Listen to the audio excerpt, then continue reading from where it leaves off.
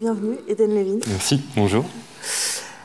Vous êtes né à Paris, où vous avez fait des études de théâtre avant d'intégrer un master de création littéraire à Paris 8, Saint-Denis, pendant lequel vous avez en partie rédigé une partie de votre premier roman, Jeudi. Ce livre, il est paru en 2023 aux éditions Notabilia et il porte en lui plusieurs révolutions, j'ai envie de dire, des révolutions par son contenu, par son histoire, mais aussi des révolutions formelles qui transforment cette lecture en une véritable expérience. Et déjà pour ça, je vous félicite parce que c'était un des grandes sources d'admiration que provoque ce livre. Alors, jeudi, c'est le 4e jour de la semaine, un jour de sagesse, d'apprentissage, au cours duquel on agit plus que jamais avec responsabilité, ont appris les sites dédiés du genre. Alors, je ne sais pas si j'ai les mêmes sources que vos personnages, parce qu'eux n'ont pas pris le jeudi comme un jour de sagesse et de responsabilité. Jeudi, c'est aussi un titre très freudien, je trouve, pour un travail primo-romanesque ou shakespearien, pour le théâtreux que vous êtes. Je pense donc jeudi. Pas mal. Ça marche ? Ça marche. En tout cas, c'est une forme de prise de pouvoir existentielle, de faire son entrée en librairie. Vous allez nous reparler, bien sûr, de cette expérience. Mais si je parle plus précisément de votre roman, Jeudi, c'est le nom d'un collectif de théâtre qui est composé de vos personnages, Alex, une sorte de Bartleby un peu passif, Elena, qui est la plus vindicative du groupe, et Valencia. Ce trio sera bientôt rejoint par le beau et le grand Siegfried. Ils ont mis 3 mois pour trouver leur nom. Le collectif Jeudi. Leurs personnalités sont pour le moins iconoclastes. Est-ce qu'on pourrait ouvrir cette discussion avec une petite présentation de ces personnages plus approfondie que je viens de le faire ? Oui, alors ces 3 personnages, c'est trois jeunes étudiants au début de la vingtaine en études théâtrales qui sont habités chacun à leur manière par des problématiques d'ordre politique, humaine, qui sont très inquiets de l'état du monde dans lequel il est, mais qui ne savent pas vraiment comment s'emparer de ces problématiques-là, et qui se cherchent un peu à travers l'art. C'est le médium qui trouve pour répondre à leurs questions, ou ils ne trouvent pas forcément de réponse, mais c'est comme ça qu'ils commencent à chercher en tout cas. Et ça va vu que leur rapport au monde est en train de se construire, et leur rapport à l'art aussi, c'est des étudiants qui rencontrent le théâtre, ils ont envie de renverser beaucoup de choses, ils veulent créer en collectif absolu, ils veulent se confronter à une vision du théâtre et de l'art qu'ils ont, qui est le metteur en scène comme seul chef créatif. Ils veulent pouvoir mettre en avant une forme d'art qui est en cohérence avec leur vision du monde, quelque chose d'égalitaire et de commun et de collectif. Et du coup, ça se passe très mal pour cette vision-là, à l'image de ces 3 mois qu'ils prennent pour choisir leur nom. Ils se rendent compte que le collectif, c'est pas quelque chose auquel on accède si facilement et artificiellement que juste en le décrétant. Alors, ils ont beau se réunir une fois par semaine à jour fixe, on ne peut pas dire que l'inspiration soit au rendez-vous. À défaut de succès, ils vont cultiver la frustration, une forme de précarité, de ras-le-bol aussi. À défaut aussi de brûler les planches façon Antonin Artaud, ils vont se lancer dans un autre type de dramaturgie en essayant de lancer une révolution. Alors, je crois que vous êtes le plus jeune invité de ce festival qui est dédié au thème des révolutions. Et pourtant, tout à l'heure, je vous ai vu, vous êtes aussi sûrement le seul invité qui a un téléphone à touche. Oui, c'est vrai. Il est là si vous voulez le voir. Montrez-nous votre téléphone à touche, voilà. Je ne sais pas si c'est un paradoxe, mais en tout cas, pour se lancer dans cette discussion, j'avais envie, je crois que vous avez assisté à toutes les rencontres qui ont eu lieu jusqu'à maintenant. Ce grand mot de révolution, qu'est-ce que ça vous inspire avant de vous inspirer un roman? Comment vous accueillez ce thème c'est un mot très impressionnant. C'est assez bizarre d'être invité ici. Enfin, je trouve ça compliqué en tant qu'artiste. Enfin, c'est un des enjeux du livre, de s'emparer de cette thématique qui est la révolution, parce que souvent, depuis notre coin, enfin, surtout à travers la pratique de l'écriture qui est quand même très solitaire, on se sent assez...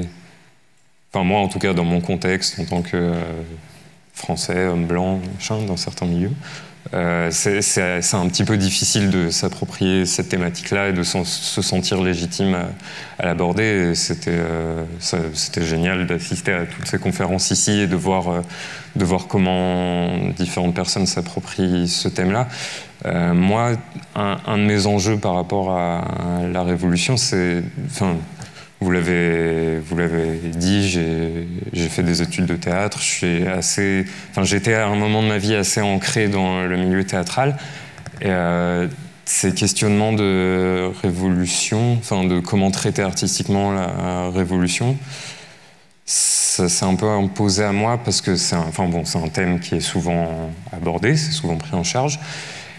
Mais ça résonne, surtout dans le spectacle vivant, moi je le sens comme ça, souvent dans les mêmes cercles artistiques. Enfin, on va voir un spectacle très poignant qui dit des choses très poignantes, et on a une espèce de catharsis révolutionnaire, et ça s'arrête là, un peu, où on va lire un livre et avoir un peu la même expérience. Et je voulais me questionner un peu sur le pouvoir littéraire, théâtral. S'il y a vraiment un pouvoir insurrectionnel dans... j'ai pas vraiment trouvé de réponse, mais j'ai posé pas mal de questions. Alors, il y a pas mal d'étapes possibles entre brûler les planches et brûler une voiture, mais que vos personnages vont pas mal parcourir.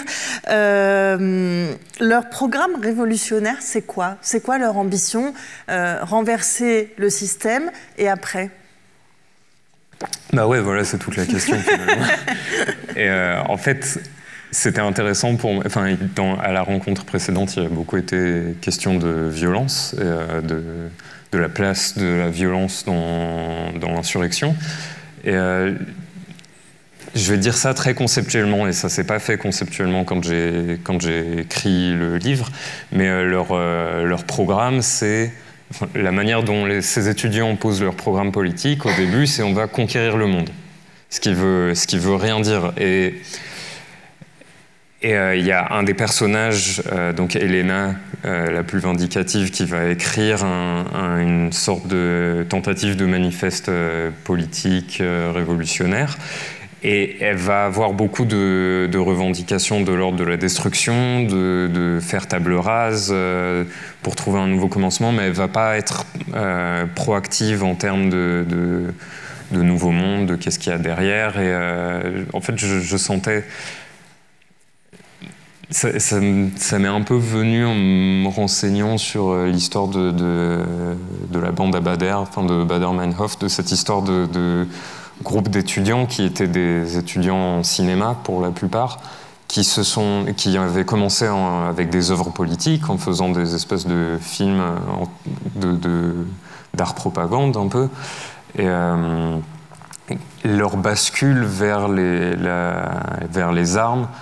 Je sentais qu'il y avait une espèce de filiation performative, et il y a un peu de ça pour ces personnages-là, qui ont une bascule vers les armes qui est peut-être pas si claire, qui est plus accidentelle dans mon roman, mais pour les personnages qui ont cette revendication-là de prendre les armes, qui sont des personnages qui sont tous des artistes, tous des performeurs, des théâtreux, il y a quelque chose qui est de l'ordre de, au final, je vais juste me mettre en scène avec une calache et ça va être ça ma nouvelle manière de passer mon message sur la scène du monde.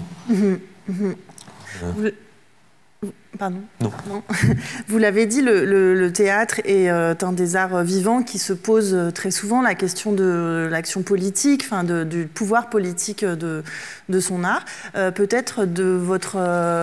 Parlez-nous peut-être un petit peu de votre expérience. Pourquoi est-ce que vous êtes passé des études théâtrales aux études littéraires? Est-ce que c'est le fruit d'une déception, d'un sentiment d'impuissance? Comment est-ce que concrètement, dans votre génération, comment est-ce que ces questions se renouvellent dans le monde du théâtre? Est-ce qu'elles restent aussi prégnantes que peut-être dans les années 60 ou dans une tradition de laquelle elle est issue?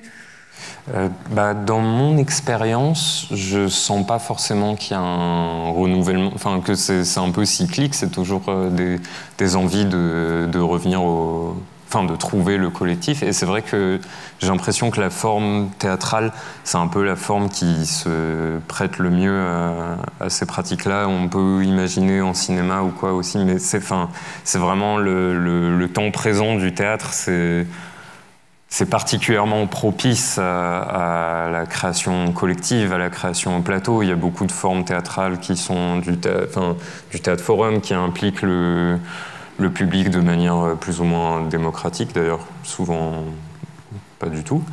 Après, mon passage du théâtre à l'écriture, c'est pas du tout le fruit d'une déception. Je m'y plaisais bien, c'est juste que je crois que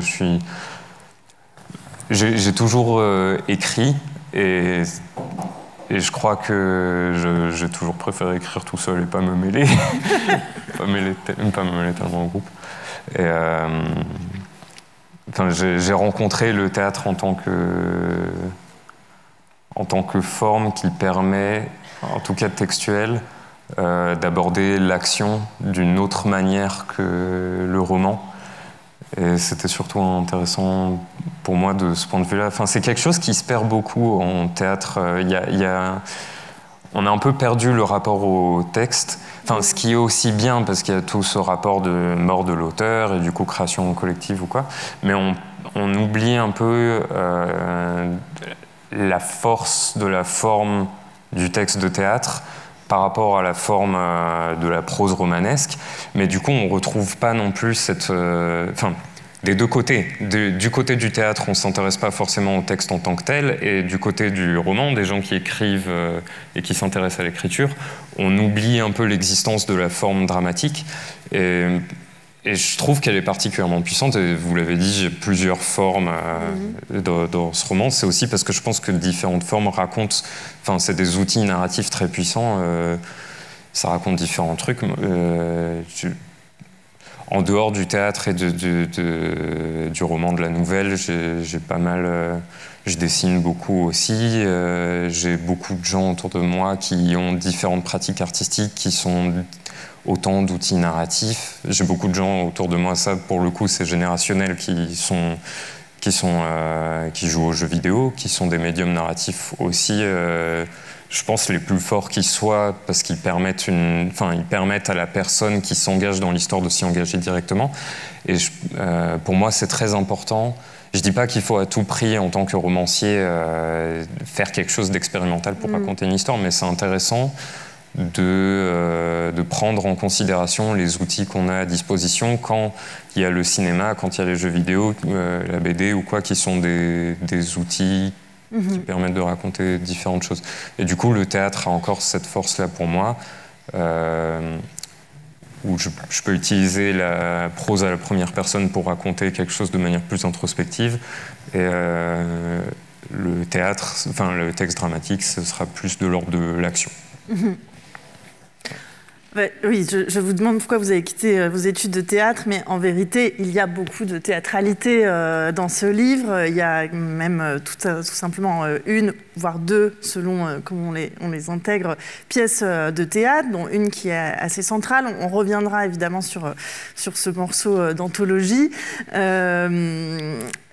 Peut-être, voilà, on assiste, c'est vrai, en ce moment à des recherches d'éclatement de la forme narrative traditionnelle, au sens peut-être plus aristotélicien du terme, et de la narration classique, de la représentation du héros, tel qu'on a eu l'habitude de le mettre en scène. Je trouve que votre livre est un très bon exemple de ça. Déjà, par exemple, ne serait-ce que par le choix du narrateur, qui n'est pas forcément le plus flamboyant des personnages du collectif, mais c'est lui qui tient les rênes du récit dans un premier temps, puisque dans un troisième temps, après l'intermède théâtral, vous changez de narrateur pour une narratrice. Donc ça aussi, c'est une manière de faire coexister différents récits et différents points de vue à l'intérieur du texte. Donc il y a tous les passages narratifs qui font avancer l'histoire, mais il y a aussi des manifestes, il y a aussi des articles de presse, il y a des différentes situations comme les huis clos, la course-poursuite, les passages beaucoup plus théoriques, des passages carrément qui relèvent de l'action pure et sanglante. Déjà, comment est-ce qu'on se repère dans un tel foisonnement de formes? Comment est-ce que vous avez vraiment écrit, navigué dans ce texte? Voilà, ça c'est une première question. Comment on se repère? J'espère qu'on se repère juste assez pour se sentir perdu et en même temps immergé dans... Ah non, je ne parlais pas de comment le lecteur se repère, je disais comment l'auteur, va bien. En fait, j'écris assez chronologiquement et... Enfin, j'ai écrit avec... Ça a commencé... Enfin, vous l'avez dit tout à l'heure, j'ai commencé à travailler sur ce roman dans le cadre d'un master de création littéraire qui, pour les personnes qui ne verraient pas ce que c'est à peu près comme n'importe quel master de lettres, mais où à la place de présenter un mémoire, notre mémoire c'est un objet de création littéraire, donc un roman ou quoi. Et le premier projet que j'avais présenté, c'était quelque chose qui me plaisait pas du tout, c'était une espèce de... Quand même, il y avait des tentatives formelles, mais c'était un espèce de truc un peu auto-fictionnel, un peu chiant à écrire et à lire. Et j'ai ressenti le besoin à un moment juste de faire un projet parallèle pour un peu oublier mon projet de... Enfin, d'ailleurs, c'était pas un projet parallèle, juste commencer un texte un peu au fil de la plume à côté de mon projet d'études. Et ce projet que j'écrivais un peu au fil de la plume est devenu... Enfin, m'a pris et c'est devenu Jeudi. Mais du coup, j'écrivais vraiment avec cet état d'esprit-là de juste ajouter un peu du contenu et voir où ça me mène. Et du coup, j'avais un espèce de foisonnement où à chaque fois que je lisais quelque chose d'un peu inspirant, je me disais « Ah, mais je peux ajouter ça ». Et les ruptures de forme dans Jeudi, au début, je pensais faire vraiment un truc à la limite où... Enfin, je me disais pas que j'allais faire quelque chose d'expérimental forcément, mais que ce que j'imaginais de plus expérimental formellement, ce serait un basculement de narrateur, ce qui n'est pas le summum de... J'ai une mouche sur le nez. Mais j'ai lu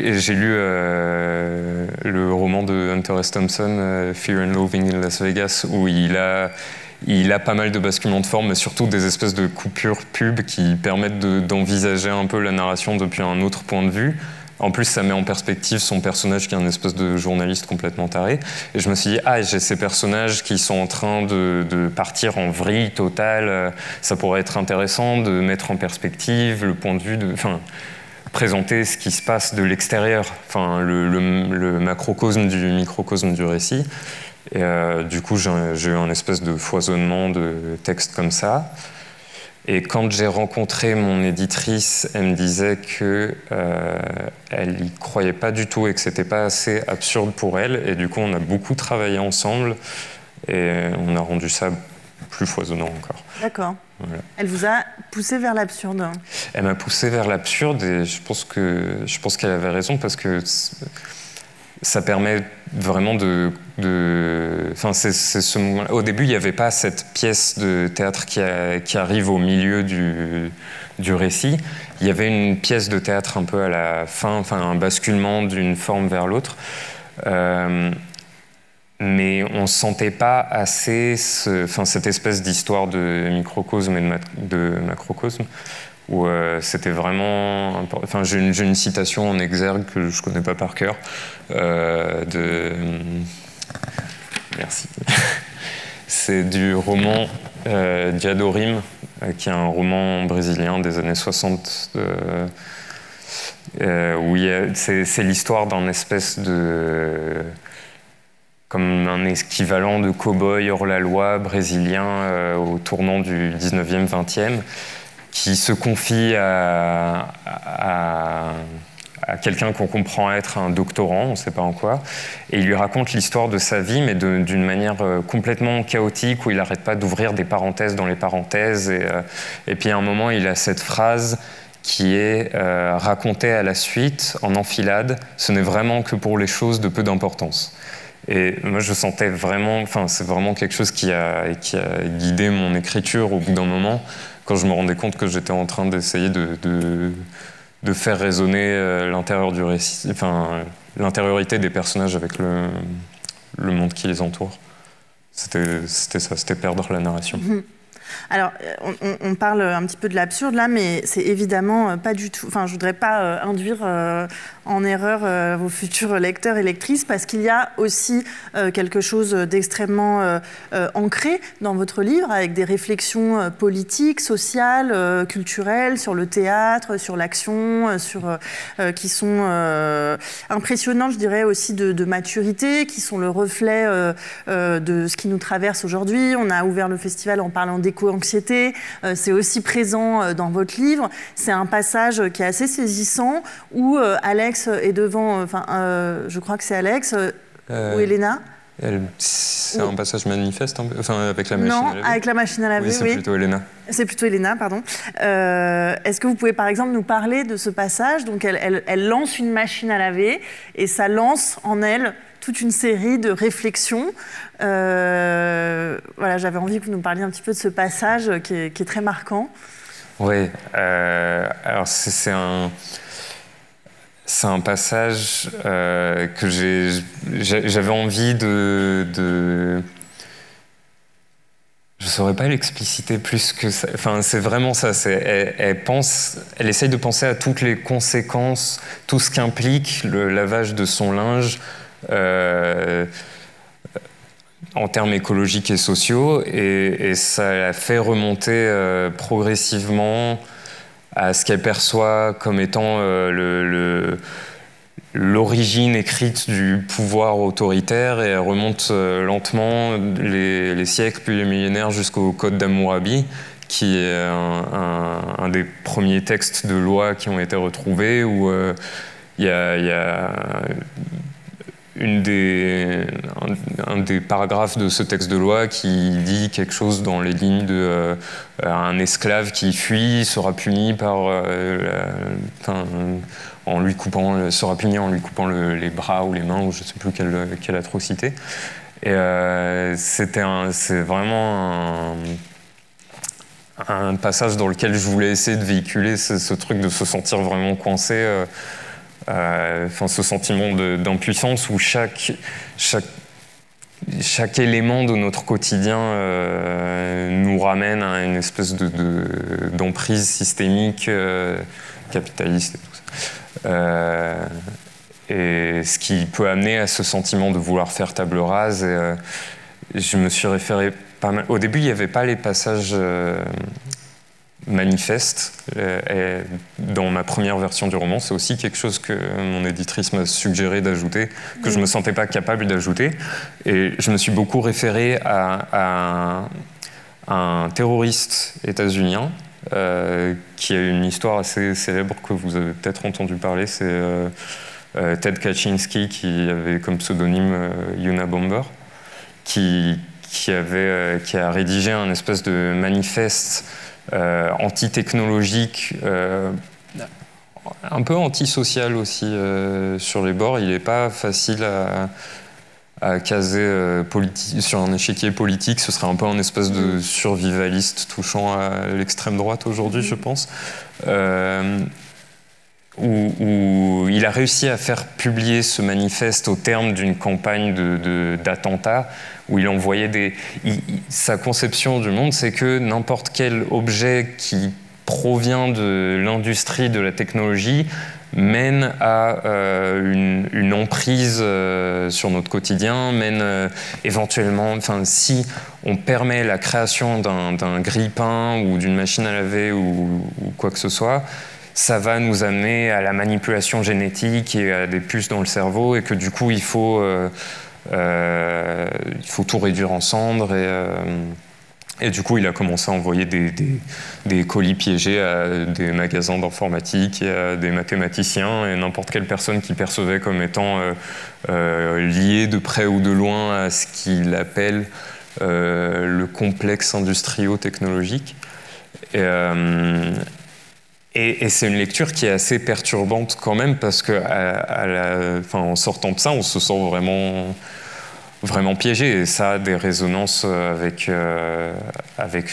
ça peut avoir une résonance avec toute une littérature anarchiste qui a une lecture systémique du monde et qui nous engage à sortir carrément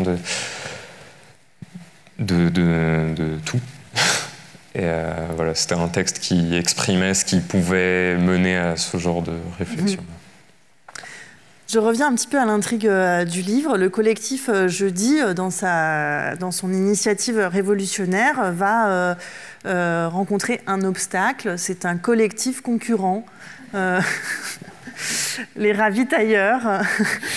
Et alors, là, on renoue un petit peu avec la veine absurde du livre. Ce qui est terrible, c'est que ça pose la question des limites du collectif. Quand même, il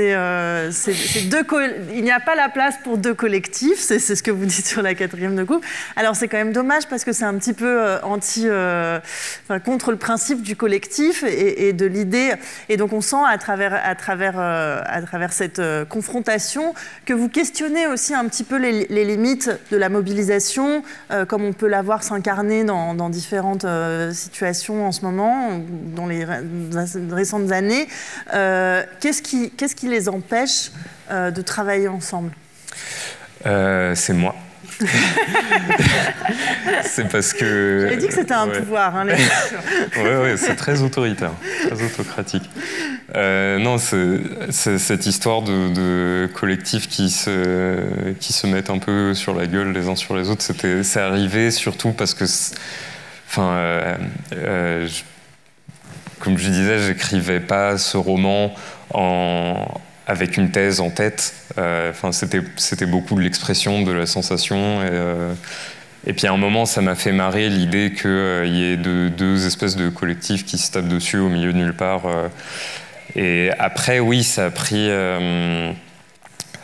un tournant où ça peut faire écho à des guerres de chapelle qu'en ce moment en France on vit très fort à gauche, et puis à pas mal d'événements au cours de l'histoire de persécution de différents mouvements de gauche plus libertaires par des mouvements plus autoritaires. Après, si la question c'est qu'est-ce qui empêche vraiment des collectifs d'exister, je ne sais pas si j'ai tellement les armes pour y répondre. Dans le roman, je pense qu'il y a quelque chose en dehors de ma volonté, de mon pouvoir divin, de Dieu cruel. Il y a ce côté un peu Elle veut collaborer. Elle collabore avec moi. Avec vous, cette mouche. Je suis heureux qu'on travaille ensemble. Après le rongeur à la Kalachnikov, vous avez la mouche bombe. Je pense qu'il y a quelque chose de l'ordre de l'ego, un peu de ce que je racontais tout à l'heure, de cette manière de s'investir politiquement en tant qu'artiste. Il y a aussi quelque chose qui peut relever dans certains milieux de la prise de posture. Même si c'est une prise de posture sincère, il y a quelque chose qui peut être un peu où on s'arrête là, et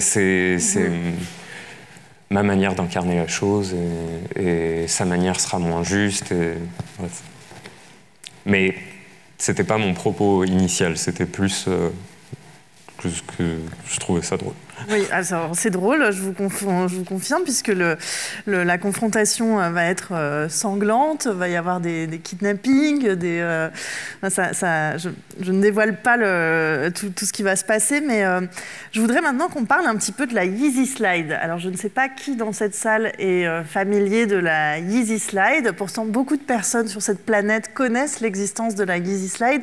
Je trouve ça super intéressant que vous ayez choisi. C'est un peu une mythologie contemporaine, au sens de Barthes. Voilà, dites-nous ce qu'est la Yeezy Slide et pourquoi elle occupe une place si importante au cœur. C'est vraiment le cœur de votre livre, littéralement. Oui, c'est vrai. Alors, le cœur de mon livre, c'est le fruit d'une collaboration entre le rappeur Kanye West et la marque de pompe Adidas, qui ont d'abord créé des baskets qui s'appelaient les Yeezy, et qui a été décliné en une paire de sandales qui s'appelaient les Yeezy Slides. On peut dire claquettes aussi. On peut dire claquettes.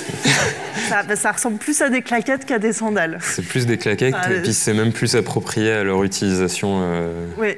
dans le roman.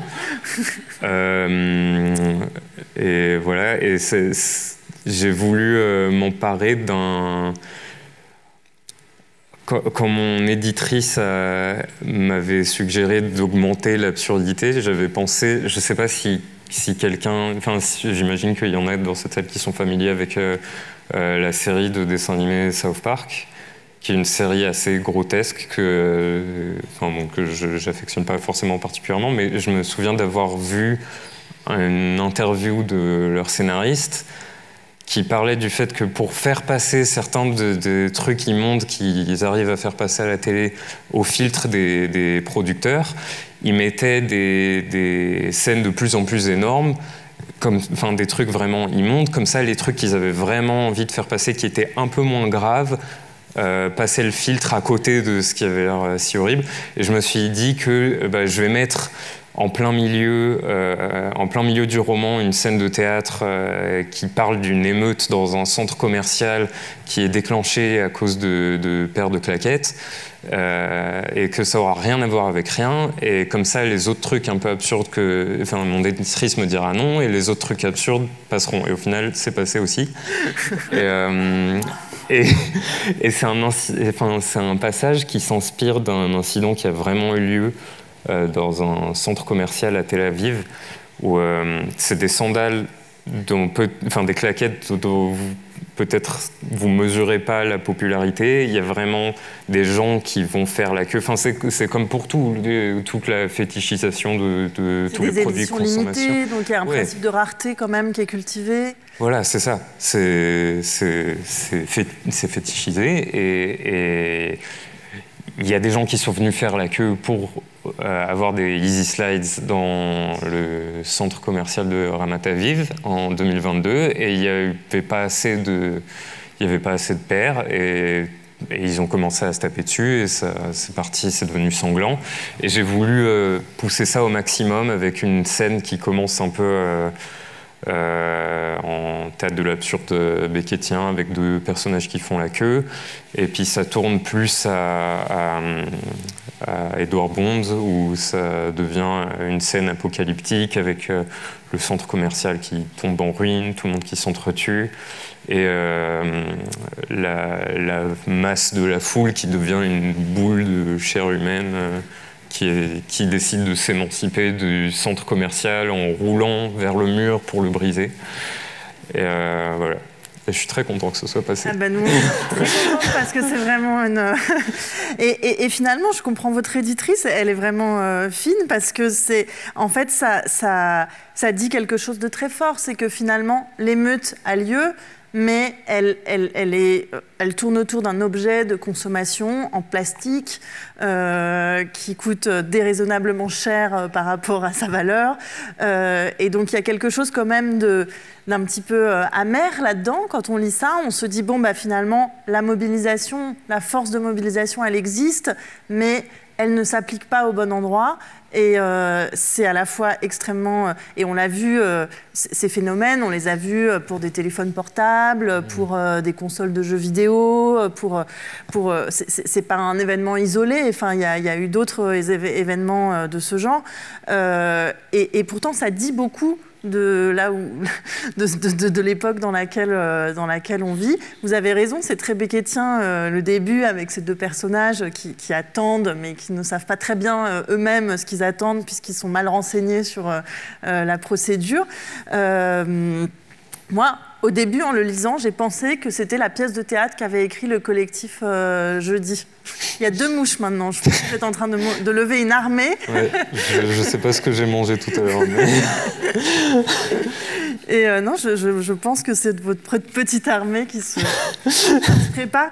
Et donc voilà, la révolution, elle a lieu dans un centre commercial et pas sur les barricades. C'était un petit clin d'œil cynique de votre part aussi.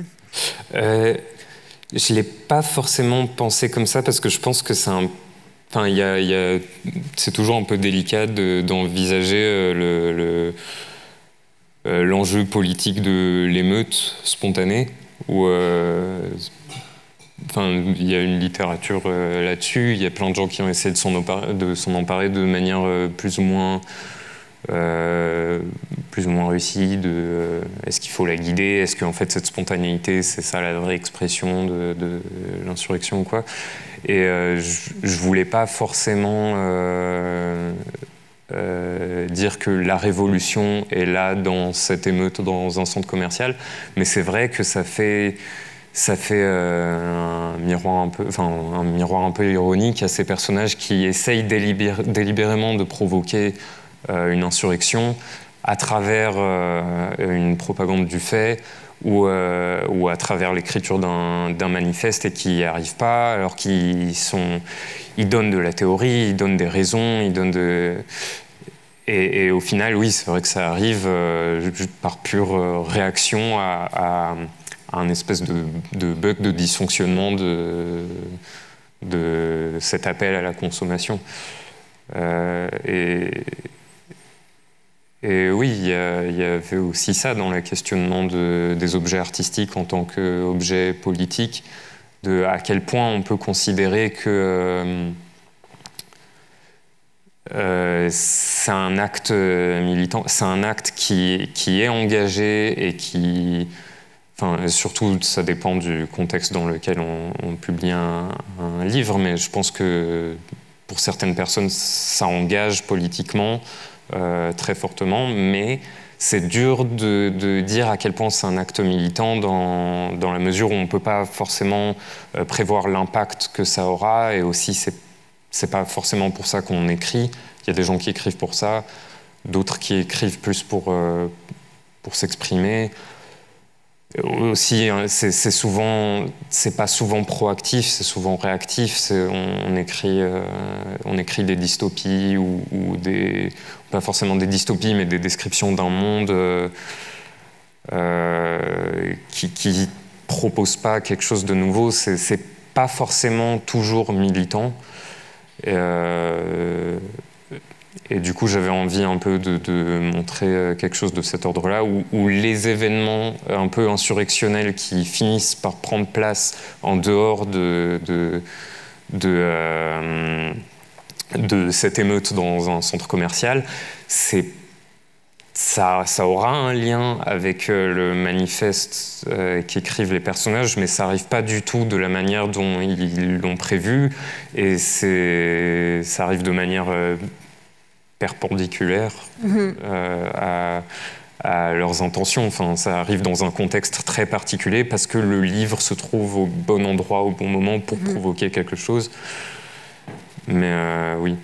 Vous posez beaucoup, en vous entendant parler, mais aussi dans le livre, vous êtes un lecteur de ces littératures, vous citez beaucoup l'insurrection qui vient, du comité invisible, vous avez parlé de Baader-Meinhof tout à l'heure, vous citez les livres de Che Guevara, vos personnages.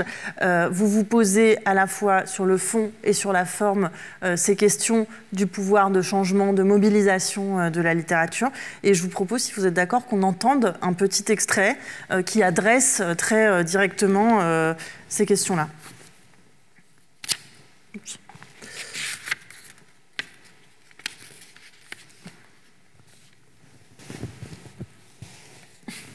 Merci.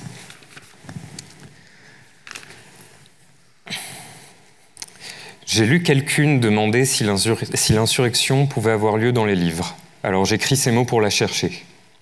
Je retourne les phrases, je déterre les sens, j'abats paragraphe sur paragraphe pour dénicher le substantif derrière lequel elle se cache. C'est une coquine, l'insurrection. Elle se terre bien, sur une page comme dans la rue. Elle s'amuse à nous leurrer en nous laissant des traces de son passage, une poubelle qui brûle, un article revendicateur, un petit livre rouge, une photo en noir et blanc d'un événement historique majeur. Alors on s'empare de ce qu'on trouve, on érige un autel en son honneur, on vénère les reliques. Lorsqu'on traque l'insurrection dans les livres, on se sent ecclésiaste, on décrit ses miracles, on interroge ses mystères, on suit ses préceptes, on catalogue toutes ses apparitions, on la crie, on la chante, on la peint. On reproduit son image sur tous les murs et toutes les lignes, dans tous les crânes. On la fait pénétrer dans notre imaginaire jusqu'à la conversion, jusqu'à y croire. On a la foi. On se dit, je pourrais presque l'invoquer. Elle pourrait se manifester. Il suffirait de l'appeler. Et on prie. Ça devient une piste viable. On peut, peut-être, exprimer l'insurrection dans les livres pour la trouver. En participant à la création de son imaginaire, on la rendrait tangible. Mais on fait vite face à un problème. Et c'est un problème qu'on a du mal à cerner parce qu'il commence par quelque chose comme un doute. On tend la main et on ne touche rien. On appelle, personne ne répond. On panique. Le temps presse et l'insurrection n'est toujours pas arrivée. On regarde autour de nous et on constate l'ampleur du désastre. On voit tous les Das Kapital en version originale macérant dans la poussière d'une étagère en bois, tous les pulls de Noël Che Guevara, les fonds d'écran Fossi Marteau, les tatouages Black Flag, les stickers 13-12 dans les toilettes d'un bar de Paris-Centre, les photos de profil LFI, les posters Merci Patron, les gilets jaunes suspendus comme des médailles d'honneur dans le studio d'un étudiant, les pins arc-en-ciel, les œuvres complètes de Bertolt Brecht, les mêmes post-ironiques parodiant des affiches constructivistes, les applis de méditation pleine conscience, toutes les reprises d'Imagine chantées par des États-Uniens multimillionnaires, tous les protagonistes de films d'action hollywoodiens qui mènent une révolution triomphante contre une figure d'autorité moustachue et tout ce qu'elle représente. À force d'écrire l'image de l'insurrection est devenue une image. La révolution n'est plus qu'une prise de position esthétique, pire, intellectuelle. On se révulse. On veut agir, détruire, quitter à tout prix la posture dans laquelle on s'est enfermé. On veut se réfugier dans la rue, dans la foule. On se rachète dans le mouvement et l'indignation. Ça marche, un temps. Et puis on se rend compte qu'on passe son temps à faire barrage. Barrage à l'extrême droite, barrage au fascisme, aux violences policières, barrage contre les 49.3, contre les lois travail, séparatisme, sécurité globale, réforme des retraites, réforme de l'assurance chômage, contre la construction d'un nouvel aéroport, d'une nouvelle centrale nucléaire, contre les violeurs à l'intérieur, les complices à la justice. On se rend compte qu'on a oublié comment exiger, revendiquer, attaquer. On ne sait plus être proactif. On ne sait plus que se défendre et les défenses ne font que faiblir. Quelle victoire brandissons-nous depuis le contrat première embauche? On a passé tout notre temps à écrire et à crier, à s'exprimer au lieu d'agir. On se dit, les spartakistes se sont abrités derrière les mots et les spartakistes ont perdu. Les spartakistes se sont abrités derrière les mots et ces mots les ont trahis. Les dernières barricades de Berlin tombent le 12 janvier 1919. Luxembourg et Liebknecht sont assassinés le 15. Ils avaient des fusils. Je n'ai que mes bouquins. Je ne peux attendre une fin. De moi, de nous, du monde. J'ai lu quelqu'une demander si l'insurrection pouvait avoir lieu dans les livres, et puisque je n'y trouve pas, je me demande si le livre n'est pas plutôt un appel à l'aide, une prière. Je me demande ce que j'ai passé mon temps à imaginer, ce que j'ai cherché à exprimer. Et ça y est, c'est acculé contre ce mur de nihilisme oisif que je peux enfin faire face à l'ennemi, au vilain petit génie cartésien qui se joue de moi depuis le début. Je réalise, il est plus facile d'imaginer la fin du monde que la fin du capitalisme. Je n'avais aucune chance, mes dés étaient truqués. Comment imaginer une alternative ? Le capitalisme est le nouveau réel. Comment pourrait-on imaginer remplacer l'ordre naturel des choses? Comment imaginer quoi que ce soit quand tous les imaginaires appartiennent déjà au capital? Comment s'exprimer quand Virginie Despentes est publiée par une maison d'édition qui appartient à un groupe qui appartient à Bolloré? Quand toutes les luttes finissent whitewashed, greenwashed, pinkwashed, nous sommes dans le ventre du monstre. Le capitalisme digère le sens et défait qu'une marque. Le temps, c'est de l'argent, l'espace est un investissement, Nirvana est un t-shirt. Cela étant dit, ce constat ne doit pas être une finalité. L'optimisme est un devoir militant et nous devons réaliser que cette défaite peut s'avérer bénéfique. Maintenant que tous les possibles semblent épuisés, on est enfin forcé de faire un choix. Le choix d'un changement. Et je dis bien changement, pas réforme. La réforme est impossible, la réforme est un échec. La réforme, c'est encore limiter les dégâts, jouer le jeu d'un système qui s'est imposé à nous comme étant le seul, un système que l'on ne pourrait que trafiquer, corriger, perfectionner, mais surtout pas remplacer. Non, il faut un changement radical, fondamental, une transformation de la nature même de notre société. Il faut faire table rase. Ça fait peur, la table rase. Ça veut dire une révolution d'une ampleur inimaginable, incontrôlée parce qu'incontrôlable, d'une violence inouïe. Un résultat imprévisible. La réforme a ça de rassurant que l'on sait ce qu'on cherche. Pourquoi ne pas en rester là? Oui, mais il faut penser à la récompense de notre engagement. L'une des raisons de l'inefficacité profonde de la réforme est qu'elle ne récompense pas ses partisans. Le capitalisme, lui, récompense ceux qui se soumettent à sa réalité. Il donne le même confort, la même certitude en un réel aussi immuable que la foi. La réforme ne peut offrir que le désespoir et la résignation parce que l'objectif qu'elle présente est irréalisable. Limiter les dégâts d'un déluge, parlementer avec Dieu. La récompense que propose la table rase est infiniment plus puissante, plus inspirante. Régler d'un seul geste tous les problèmes, guérir toutes les angoisses intrinsèques à notre mode de vie. N'est-ce pas tellement plus simple ? Le terrible, terrifiant changement qu'exhibe cette révolution au bout de sa pancarte revendicatrice devient sa plus grande force, justement en ce qu'elle propose de repartir de zéro. Créer un nouveau réel. Pas résister, reconquérir. Pas réagir, créer.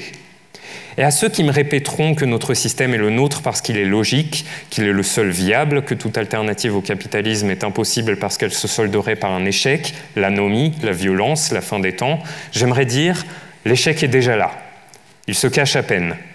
Il se trouve dans les bulles spéculatives, l'esclavage moderne, les conflits globaux, la crise du logement, la convergence des médias, dans la doomsday clock et la crise écologique. Il est sous chaque grain de sable volé au Cambodge pour agrandir Singapour, dans la tombe de chaque ouvrier mort anonymement pendant la construction des stades de foot qataris. Qu'avez-vous à perdre? La fin est déjà là.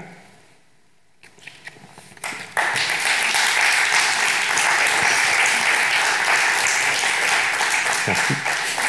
Merci beaucoup, Eden. Je me suis permise de vous demander de lire ce long passage parce que déjà, je n'arrivais pas à le couper et qu'ensuite, je savais que vous seriez un excellent lecteur et que, voilà, je trouve que c'est aussi, voilà, il n'y a pas que de l'absurde, il n'y a pas que des situations absurdes dans ce livre, il y a aussi des passages extrêmement stimulants comme ça. Juste une dernière question avant de passer la parole aux questions. Pour vous, l'écriture, enfin, votre écriture et la littérature, enfin, surtout votre écriture, est-ce que c'est un espace pour faire vivre les utopies? Est-ce que c'est votre manière de vous engager? Est-ce que, enfin voilà, l'un ou l'autre, est-ce que c'est une forme d'engagement pour vous, l'écriture, ou c'est plutôt un lieu de projection idéal? Ce serait plutôt un lieu de projection idéal, oui. Bah, je sens pas que je m'engage très fort quand je suis en train d'écrire personnellement, parce que ça n'a pas d'enjeu pour ma situation en tant que citoyen de la République française. Je ne suis pas menacé de quoi que ce soit.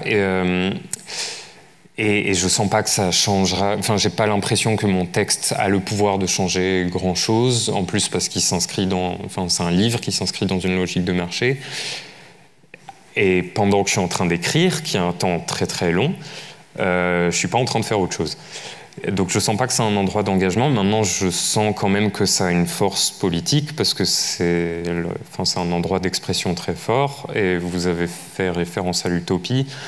Il y a un texte très fort d'une philosophe qui s'appelle Alice Karabédian, qui est paru, il me semble, l'année dernière, je ne sais plus dans quelle maison d'édition, qui s'appelle Utopie radicale, où elle parle elle remonte un peu aux sources de l'utopie et la place que ça occupe dans la littérature de l'imaginaire, qu'est-ce que ça permet en fait, toute la force politique de l'utopie qui est de proposer des alternatives, et elle ne le présente pas comme un projet insurrectionnel, mais comme quelque chose qui fait du bien, quoi. Elle cite beaucoup Iain M. Banks, dont j'ai pas lu le cycle de la culture, qui est une espèce d'utopie intergalactique, et la manière dont elle se manifeste à travers plusieurs romans, mais j'ai pas lu ça. Mais elle cite aussi beaucoup Les Dépossédés de Ursula K. Le Guin, qui est un bouquin qui est juste super agréable en ce qui représente très justement comment on pourrait se représenter une utopie libertaire, et ça fait du bien, et c'est important, de la même manière que manifester contre quelque chose fait du bien et est important, où ça va pas forcément changer quoi que ce soit à l'état des choses, ça va pas empêcher forcément une loi d'être passée, une loi qu'on a envie de passer, qu'elle passera, ou une loi qu'on n'a pas envie, qu'elle ne passe pas, mais on va sentir qu'on n'est pas seul, et qu'il y a d'autres gens qui partagent des idées, ou si pas nos idées, des idées adjacentes, et voilà, ça fait du bien. Merci beaucoup, Eden Levin. Merci à vous. Je ne sais pas si vous avez des questions. C'est le moment. Il y a un micro qui va circuler.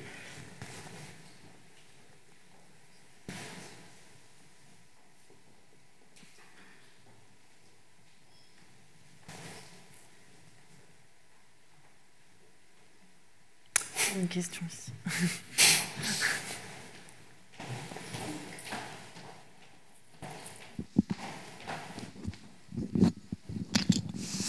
Merci beaucoup pour cette lecture. D'après vous, est-ce que la joie a un pouvoir de subversion, pardon. Submersion aussi. Je crois que c'est une question qui dépasse mes compétences. Je sais pas. Un peu, parce que des moments où on est joyeux, j'imagine, dans un acte, quand on est en train de partager quelque chose en collectif, et on sent que il y a quelque chose qui est possible, et c'est pas juste une utopie idéaliste de faire quelque chose entre nous.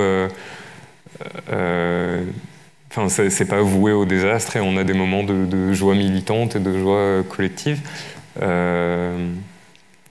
Maintenant, je ne sais pas si subversion totale, parce que ça pourrait rejoindre un peu ce côté, ce à quoi je faisais référence tout à l'heure, de se dire que l'art est subversif et militant juste parce qu'on est en train de faire autre chose que de produire et de s'engager directement avec un marché. Et je pense pas que c'est vraiment subversif, parce qu'à la fin, c'est quand même un produit qui s'inscrit dans un marché. Et je pense pas qu'être oisif, c'est forcément être subversif à tout prix toujours, mais j'imagine que oui, parfois. Je sais pas si ça répondait tellement. Mais merci.